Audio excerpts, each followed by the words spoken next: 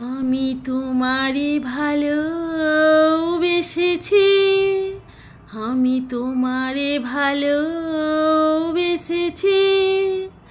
চিরসাথী হয়ে এসেছি, তোমারে ভালোবেসেছি, আমি তোমারে ভালোবেসেছি। Hi friends, welcome back to my channel. তোমরা সবাই কেমন আছো? নিশ্চয়ই ভালো আছো, আমিও ভালো আছি। আবার একটা নতুন ঝকঝকে তকতকে ফ্রেশ ব্লগ নিয়ে তোমাদের সামনে হাজির হয়ে গেলাম। তো আজকে সানডের ব্লগটা দিতে কিন্তু অনেকটাই লেট হয়ে গেল, কারণ তো পুজোর সময়, তো তাই পুজোর সময় প্রচুর পরিমাণে কাজ আছে। তো আমি কাজ কমপ্লিট করার পর এডিটিং করার সময় পাচ্ছিলাম না, তাই আজকে অনেক দেরি করে দিলাম সানডে ব্লগটা। তো যাই হোক, দেখো সানডে তো রবিবার, তো সানডেতেও অর্ণব বাড়িতেই থাকে। তো ও বাড়িতে থাকলে একটুখানি বেশি পদ রান্না হয়, তো ওর পছন্দের পদগুলো বেশি রান্না করার চেষ্টা করি।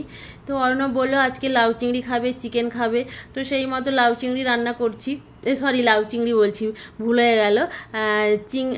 চিংড়ি মাছ নয়, লাউ বড়ি। তো বড়ি দিয়ে লাউটাও খুব পছন্দ করে, আমার হাতের এই বড়ি দিয়ে লাউটা ও খুব ভালো খায়। তাই ভাবলাম যে একটুখানি লাউ করি। আর চিকেন হলে না বেশি কিছু লাগে না, যদিও চিকেন হলে তো আমার তো কিছুই লাগে না, এমনিতেই আমি একটুখানি সবজি টবজি খুবই কম খাই। আমার একটুখানি চিকেন ডিমের উপর বা মাছের উপর দিয়েই আমার বেশি চলে। তো চিকেনটা হলে বেশিই ভালো হয়। আমার আর মেয়ের চিকেনটা খুব ফেভারিট, কারণ আমরা মাটন খাই না যদিও, কারণ মাটন হচ্ছে মেয়ে বা ওর বাবা খায়, কিন্তু মেয়েকে এই ছোটো বয়সে এখনও মানে সেভাবে ও খায় না যদিও। তো হয়তো কোনো অনুষ্ঠানে গেল তখন হয়তো এক আধ পিস খায়, কিন্তু ওকে বাড়িতে আমি দিই না যদিও। আর আমি তো রান্না করি না, কারণ আমি একদম মাটনের গ্যাস সহ্য করতে পারি না, মাটনটা হাত দিতেও পারি না, মানে আমি তাহলে বমিই করে দেবো। তার জন্য জানি না, অনেকে বলে মাটন করে পাগল হয়ে যায়, কিন্তু আমি তো মানে কোনো দিন খেয়েও দেখি না বা টেস্ট করেও দেখি না। আমার গন্ধটাই সহ্য করতে পারি না, টেস্ট তো দূরের কথা। জানি না হয়তো আমার এরকম কেন হয়। তো যাই হোক, তো তার জন্য আমি চিকেনটা বেশি ভালোবাসি। আর অন্য চিকেনটাই সানডে হলেই আমাদের চিকেনটাই হয়। তার মাঝে তো অনেকবারই চলে আসে, কিছু করার নেই, কারণ আমার ও জানে যে মেয়ে একদম ভাত খেতে চায় না, যে একটুখানি চিকেন হলে কি ও ভাতটা খাওয়াতে বেশিক্ষণ মানে সময় লাগে না, চটপট করে খেয়ে নেয়। কিন্তু যদি মাছ হয় বা ডিম হলেও তাও খেয়ে নেয়। ডিম হলে আবার এখন, আগে তাও ওই সিদ্ধ ডিম খেত, এখন আবার সিদ্ধ ডিম বা তরকারি খেতে পছন্দ করছে না, এখন শুধু ভাজা দিয়ে শুকনো ভাত খাবে। দেখো এভাবে কি খাওয়ানো যায়? তো তার জন্য ও চিকেনটা একটুখানি খায় বলে না, ও চিকেনটা দিয়েই একটু বেশি দিই, আর সেভাবে ও ভালোভাবে সেটা খেতে মানে চায়। তো আমি ভাবলাম তাই চিকেনটা করলাম। আর অর্ণব আবার একদম এখন ও তো একদম মোটা হয়ে যাচ্ছে, তার জন্য ও মানে ডায়েট করছো, তার জন্য ও বলছে যে ও একটু ঝোল ঝোল খায়, পাতলা, আর আমার আবার কষা কষা লাগে। তো তার জন্য বললাম যে ঠিক আছে, তুমি ওর জন্য আমি কি করি, আমি আগে কষাটা তুলে নিই, তারপরে ওদের মেয়ের আর ওর জন্য একদম পাতলা করে ঝোল করে দিই। তো সেই মতো রান্না করছি। তো তোমাদের কার কার পুজোর শপিং হয়েছে প্লিজ কমেন্টস করে জানিও। আমি অনেক দিন থেকেই শপিং করছি, যদিও একটু একটু একটু একটু করে করছি, কারণ একসঙ্গে সব পারবো না, অনেকে দেওয়া থাকে, তারপর ওদের কেনাকাটা, আমাদের কেনাকাটা, এরকম। তো তাও অনেককেই মানে যেমন আমার মেজো বোনের মেয়ে, ছোটো বোনের ছেলে, ওদেরকে আমি টাকাই দিয়ে দিই, কারণ ওরা এত বড় হয়ে গেছে, তো ওদের আমার ঠিক আমি কিনতে পারি না কেমন সাইজের হবে না হবে। তারপরে এতদূর থেকে পাঠানো খুব মানে ডিফিকাল্ট, কারণ কলকাতা থেকে সেই আমাকে আবার বাপের বাড়ি যেতে হবে। তার জন্য কি ওদের টাকা পাঠিয়ে দিলে ওরা নিজেরাই পছন্দ করে ওদের নিজেদের মতো কিনে নেয়, তো ওদেরটা পাঠিয়ে দিই, আর মা বাবারটাও পাঠিয়ে দিই। আর এখানে যাদের দেওয়া থাকে, আমার যেমন বৌদির ছেলেকে আমি দেই, ওর পুজোর সময় ওর বার্থডেও পড়ে, আবার ওর পুজোতে, তাই ওকে মানে পুজো বার্থডে দুটো দিতে হয়। তারপরে আমরা যে বাড়িতে থাকি ওই মালিকের দু ছেলেকে আমরা প্রত্যেক বছর দিই।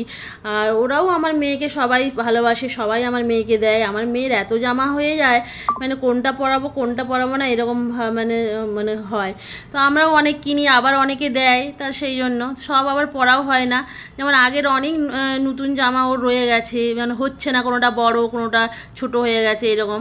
তারপরে দেখো আমরা খাওয়া দাওয়া করে একটু ঘুমিয়েছিলাম, তারপরে এত মানে মানে ঘুম ধরে গেছে, তাহলে কি যাবো না এরকম করে করে তারপরে তো আমরা চলেই গেলাম। তখন বাজে হচ্ছে 5টা মতো বাজে, দেরি হয়ে গেছে যদিও যেতে। তারপরে এইখানে একটা নতুন গড়িয়াহাটে একটা নতুন মল খুলেছে, যেমন জুডিএস বলে একটা কি খুলেছিল, তো জানি না নামটা সঠিক বললাম কি না। আর তারপরে আবার একটা ইউপি কি ইউপি কিছু একটা মনে পড়ছে না, ওই নতুন 15 দিন মতো হলো, তো এইটা খুলেছে। তো অর্ণব বললো চলো ইউ ফ্যাশন ইউপি নাকি এরকম একটা ব্যাপার। তো বললে তাহলে চলো আমরা ওখান থেকে কিছু কেনাকাটা করি। তারপরে আমরা হ্যাঁ ফ্যাশন ইউপি তো তো ওখানে গেলাম। তো ওখানে গিয়ে দেখলাম কালেকশন খুব ভালো আছে। তো অর্ণব ওর জন্য কিছু কিনলো, আমিও কিছু কিনলাম। তো তারপরে আমরা ওখান থেকে অনেক কিছু কেনাকাটা করে তারপরে দেখো বাড়ি চলে এসেছি। এই যে দেখো বাড়ি কেনাকাটা করে বাড়ি চলে গেছে, ওখান থেকেই সোজা বাড়ি চলে এসেছি, কারণ বললাম অর্ণব বললো চলো অনেক দেরি হয়ে গেছে, পরে আবার এসে আবার অন্য কিছু কিনবো। তো এই যে দেখো একটা বেড কভার কিনেছি, কারণ আমার অনেকগুলো বেড কভার আছে, তো 3টে রুমে পাততে হবে, তার জন্য আমি আর একটা নতুন নিয়ে নিলাম, একটা বেড কভার নিয়েছি। তারপরে দেখো একটা গ্রাউন্ড নিয়েছি। এই যে কেমন হয়েছে গ্রাউন্ডটা কিন্তু কমেন্টস করে জানিও কিন্তু গ্রাউন্ডটা কেমন হয়েছে। এই যে একটা গ্রাউন্ড নিলাম। তারপরে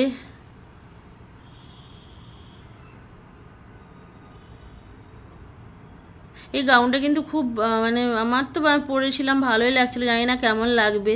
আমি পরেছিলাম ভালো লাগছিলো, তারপরে জানি না কাদের কেমন লাগবে। তো আমার তো ভালো লাগছে, অর্ণব বলে এটাই কিনা। তারপরে মেয়ের জন্য এইরকম একটা ফ্রক কিনেছি। আর এই যে আমি চুড়িদার কিনেছি, এটা তো আমি পরবো। তারপরে মেয়েকে তো স্কুল থেকে আনতে হয়, তখন তো অনেক জামা কাপড় লাগে, তার জন্য কিনে নিলাম। আমি 2-3টে কিনেছি, আর অর্ণবের পছন্দেও কিনেছি। তারপরে টেবিল ক্লথ একটা কিনেছি।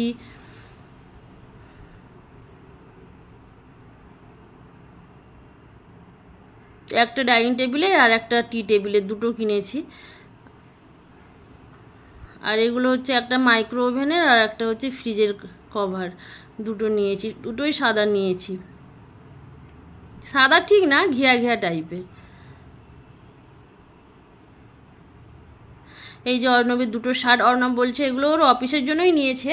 তো ও বললো যে আমি অনলাইন থেকে কিনবো আমার জামা, তো আমি ওই দুটোই নিয়েছে। ও তো যখন তখন মানে কিনে নেয়, মানে যখন তখনই ওর লাগে ও কিনে নেয়।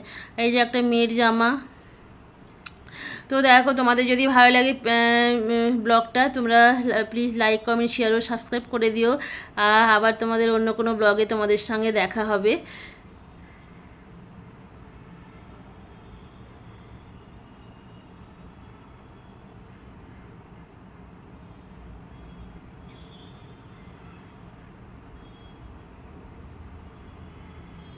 এইটা অর্ণবের পছন্দের একটা জামা, এটা অর্ণবই পছন্দ করছে। আমি বললাম না এতগুলো সাদা নেবো না, আমার অনেকগুলো সাদা আছে, আমি বলে নেবো না।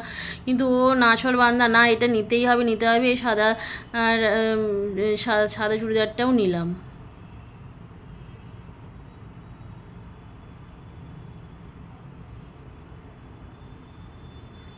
তারপর একটা জুতো নিলাম,